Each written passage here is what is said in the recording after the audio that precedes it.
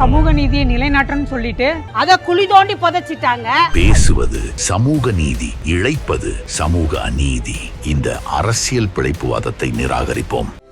இந்த நிலை மாறிட வாக்களியுங்கள் தாமரை சின்னத்திற்கு. உடம்பு சரியில்லாம ஆளே அடையாளம் தெரியாத அளவுக்கு மாறி போயிட்டாரு இயக்குனர் பாரதி ராஜா. இருந்தாலும் இப்போ நடிகை ராதிகா சரத்குமாருக்கு தேசிய விருது கிடைக்கும்னு வாழ்த்து தெரிவிச்சிருக்காரு. அதுவும் தாய் கிழவி படத்துக்காக. நல்லா இருக்கீங்களா? தாய் கிழவி பாத்தீங்களாமே?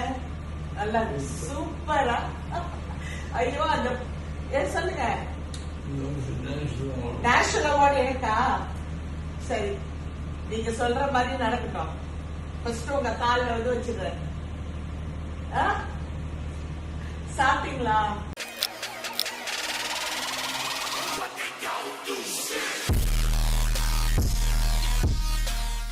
இயக்குனர் இமயம் அப்படின்னு சொன்னாலே எல்லாரோட ஞாபகத்துக்கும் வர்றது யார் அப்படின்னா இயக்குனர் பாரதி ராஜா அவர்கள் தான். இவர் கிராமத்து கதைக்களங்களை நிறைய படங்களை காட்டியிருப்பாரு. அது மட்டும் இல்லாம நிறைய ஹீரோயின்ஸை தமிழ் சினிமாவுக்கு அறிமுகப்படுத்தி வச்சிருக்காரு. குறிப்பா ராதா, ரேகா, அது மட்டும் இல்லாம ரேவதி, இப்படின்னு நிறைய ஹீரோயின்ஸை தமிழ் சினிமாவுக்கு அறிமுகமாக்கியிருக்காரு. அவங்க எல்லாருமே இன்னைக்கு வரைக்கும் திரைப்படங்கள்ல ஜொடிச்சுக்கிட்டு தான் இருக்கிறாங்க.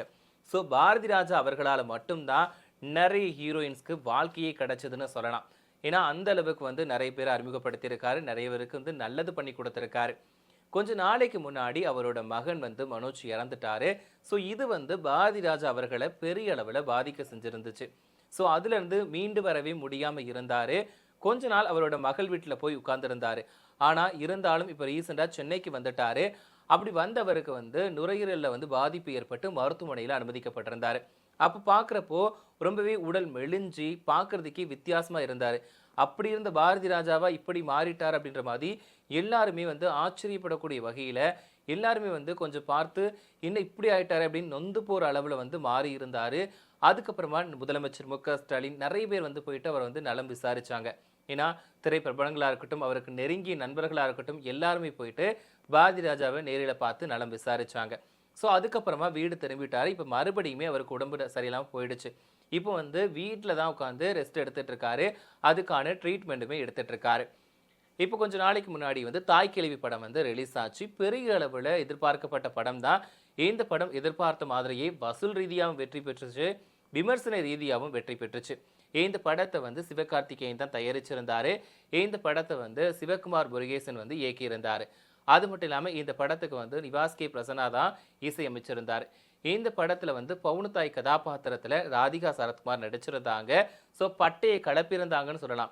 ஏன்னா ராதிகா சரத்குமார் எந்த கதாபாத்திரம் கொடுத்தாலுமே அந்த கதாபாத்திரத்தில் ஊறி போய் நடிப்பாங்க. அதே மாதிரி தான் இந்த தாய் கிழவி படத்துலையுமே கிழவி கேரக்டரில் வச்சு செஞ்சுருக்காங்க.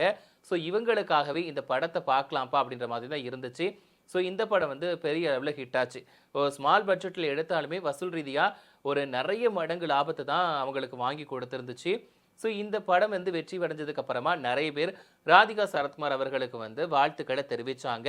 அதே மாதிரி தான் நடிகர் கமலஹாசன் ராதிகா சரத்குமார் அவர்களை சந்திச்சு வாழ்த்து தெரிவிச்சாரு.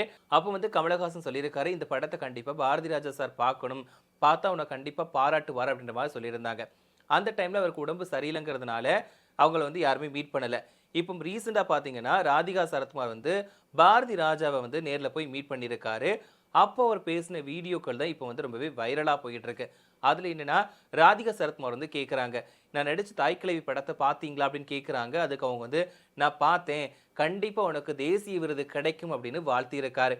ஸோ அது மட்டும் இல்லாமல் ராதிகா சரத்குமார் என்ன சொல்லியிருக்காங்கன்னா, இது மட்டும் உண்மைன்னு நடந்துச்சு அப்படின்னு வச்சுக்கோங்களேன், நான் உங்கள் காலில் விழுந்து ஆசீர்வாதம் வாங்குவேன் அப்படின்ற மாதிரி சொல்லியிருக்காங்க. அந்த விருதோட உங்கள் காலில் விழுவேன் அப்படின்ற மாதிரி அவங்க சொல்லியிருக்காங்க. ஸோ இந்த வீடியோ தான் இப்போ சமூக வலைதளங்களில் அதிகமாக வைரல் ஆகிட்டு இருக்கு. என்ன சார்? நல்லா இருந்ததா படம்? நான் உங்களை ரொம்ப வருத்தப்பட்டேன் நீங்க பார்க்கலன்னு. அப்போ உடம்பு சரியில்லை, இப்ப பாத்துட்டீங்க, எனக்கு ஹாப்பி. உங்கனால தானே எவ்வளவு தூரம் நடிச்ச பாருங்க இல்ல.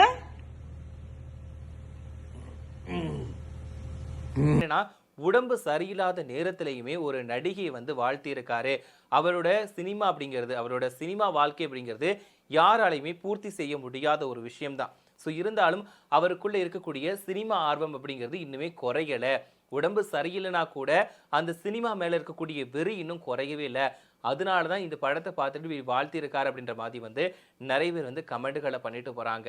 ஸோ இந்த வீடியோவை பார்த்து எல்லாருமே சீக்கிரமாக பாரதி ராஜா அவர்கள் வந்து குணமடையணும் அப்படின்னு கடவுளை வேண்டிக்கணும் அப்படின்ற மாதிரி சொல்லிட்டு இருக்காங்க. ஸோ இந்த வீடியோவை நீங்கள் பார்த்தீங்களா அப்படிங்கிறத மறக்காமல் கமெண்ட்டில் சொல்லுங்கள். இப்போ பாரதி ராஜா அவர்களை பற்றி பேசணும் அப்படின்னா நிறைய பேசிக்கிட்டே இருக்கலாம். நான் ஆரம்பத்தில் சொன்ன மாதிரி நிறைய பேருக்கு வாழ்க்கை கொடுத்துருக்காரு. அது மட்டும் இல்லாமல் கிராமத்தை வந்து சினிமாவுக்குள்ளே எடுத்துகிட்டு வந்தவர்னா இவர்னு தான் சொல்லணும். 1977ஆம் ஆண்டு வெளியான 16 வயது நிலை திரைப்படம் மூலமாக தான் தன்னோட சினிமா வாழ்க்கையை பாரதி ராஜா சார் வந்து தொடங்கினாரு. இன்னைக்கு வரைக்கும் அவரை மாதிரி ஒரு வரலாறு படைக்க முடியல அப்படின்னு சொல்லலாம். அந்த அளவுக்கு எல்லாருக்குமே முன் உதாரணமா இருந்துட்டு இருக்காரு. தமிழ் சினிமாவில் பாரதி ராஜா அவர்களால் அறிமுகமான ஹீரோயின்ஸ் யாருன்னு பார்த்தோம் அப்படின்னா ராதா, ரேவதி, ராதிகா, ரேகா, ரஞ்சிதா, வடிவுக்கரசி மாதிரியான நிறைய நடிகைகளை அறிமுகப்படுத்தி இருக்காரு. குறிப்பா கிழக்கே போகும் ரயில் மூலமா ராதிகாவை அறிமுகப்படுத்தி இருக்காரு. அலைகள் ஓய்வுதில்லை படம் மூலமா ராதாவை அறிமுகப்படுத்தி இருக்காரு. ரேவதிக்கு மண் வாசனை, இந்த படம் வந்துட்டு ரேவதிக்கு பெரிய அளவில் பேர் வாங்கி கொடுத்துச்சு. அதே மாதிரி தான் ராதிகா சரத்குமார் அவர்களுக்கும் கிழக்கே போகும் ரயில் வந்து பேர் வாங்கி கொடுத்துச்சு. இப்படி நிறைய நடிகைகளை இவர் வந்து திரையுலகுக்கு வந்து அறிமுகப்படுத்தி கொடுத்துருக்காரு. முக்கியமாக சென்டிமெண்ட் தான் பாரதி ராஜாவுக்கு வந்து நிறையவே கை கொடுத்துச்சு அப்படின்னு சொல்லலாம். இதில் இன்னொரு விஷயம் சொல்லணும்னா இவர் செலக்ட் பண்ண எல்லா நடிகைகளோட பேருமே ஃபர்ஸ்ட் வந்து ஸ்டார்டிங் லெட்டர் ஆர்ல ஆரம்பிக்கிற மாதிரி தான் இருக்கும். இவர் தான் பேர் வைப்பார். பட் எல்லா ஹீரோயின்ஸ்க்குமே வந்து பேர் வந்து ஆர்ல ஸ்டார்ட் ஆகிற மாதிரி தான் வைப்பார். இப்போ நம்ம நோட் பண்ணாலே நல்லா தெரியும். ராதிகா, ரேகா, அப்புறம் வந்து ரேவதி, ராதா, இப்படின்னு எல்லா பேருக்குமே வந்து ஆர் லெட்டரில் தான் ஸ்டார்ட் ஆகிற மாதிரி பேர் இருக்கும். ஸோ நான் சொன்ன மாதிரி இவர் அறிமுகப்படுத்தின நிறைய ஹீரோயின்கள் வந்து பின் நாட்களில் முன்னணி ஹீரோயின்களாக ஜொலிச்சுட்டு இருக்காங்க. ஸோ அந்த மாதிரி இவர் வந்து ஒரு பக்கம் சினிமாவை தாண்டி சின்ன திரையிலையுமே தன்னோட கால் தடத்தை பதிச்சாரு. அதுதான் தெக்குத்தி பொண்ணு அப்படின்ற சீரியல் மூலமாக தான் முதன்முறையாக பாரதி ராஜா வந்து சின்ன திரையில் அறிமுகமானார். இந்த சீரியலுமே வந்து கிராமத்தில் நடக்கக்கூடிய கதைக்களங்களை வச்சு தான் எடுத்திருந்தார். இந்த சீரியலுக்குமே வந்து நிறைய ஃபாலோவர்ஸ் அப்புறம் வந்து ரசிகர்கள் இருந்தாங்க. இந்த சீரியலை வந்து ரொம்பவே விரும்பி பார்த்தாங்க. ஏன்னா அந்த சீரியல் ஆரம்பிக்கிறதுக்கு முன்னாடி பாரதி ராஜா அவர்களோட வந்து இன்ட்ரோ இருக்கும். இந்த கதைக்களத்தில் இந்த சீரியல் வரப்போகுது அப்படின்ற மாதிரி இன்ட்ரோ கொடுப்பாரு. ஸோ அது வந்து பார்க்கறதுக்கே நிறைய பேர் வந்து ஆவலாக காத்துட்டு இருந்தாங்க. ஏன்னா அந்த அளவுக்கு இந்த சீரியலுமே ஒரு நல்ல லெவலில் ஓடிச்சு. கலைஞர் தொலைக்காட்சிகளை தான் இந்த சீரியல் வந்து ஓடிச்சு. ஸோ இந்த சீரியல் நீங்கள் பார்த்தீங்களா அப்படிங்கிறதையும் இந்த சீரியல் உங்களுக்கு பிடிக்குமா அப்படிங்கிறதையும் மறக்காமல் கமெண்ட்டில் சொல்லுங்கள். ஸோ இது மட்டும் இல்லாமல் பாரதி ராஜா சார் வந்து ஒரு சில திரைப்படங்கள்லையுமே நடிச்சிருக்காரு. இப்படி தன்னால் முடிஞ்ச அளவு சினிமா துறையில் நிறைய விஷயங்களை பண்ணியிருக்காரு. இப்போ அவரோட மகனோட உயிரிழப்புனால இருந்து வெளிவர முடியாமல் உடல்நல பாதிக்கப்பட்டிருக்காரு. அவர் சீக்கிரமாகவே குணமடையணும் அப்படின்னு எல்லாருமே பிரார்த்தனை பண்ணிட்டு இருக்காங்க. ஸோ இவரோட பையன் மனோஜ்மே வந்து தாஜ்மஹால் படம் மூலமாக தான் சினிமாவில் அறிமுகப்படுத்தி இருந்தார். இந்த படத்தையுமே பாரதி ராஜா அவர்கள் தான் இயக்கியிருந்தார். ஸோ உங்களுக்கு பாரதி ராஜா சார் இயக்கின படங்களில் எந்த படம் பிடிக்கும் அப்படிங்கிறதையும் அவர் அறிமுகப்படுத்தின ஹீரோயின்களில் இந்த ஹீரோயின் தான் ரொம்ப பிடிக்கும் அப்படிங்கிறதையும் மறக்காமல் கமெண்ட்டில் சொல்லுங்கள். அது மட்டும் இல்லாமல் தாய் கிழவி படம் நீங்கள் பார்த்தீங்களா அப்படிங்கிறதையும் மறக்காமல் கமெண்ட்டில் சொல்லுங்கள்.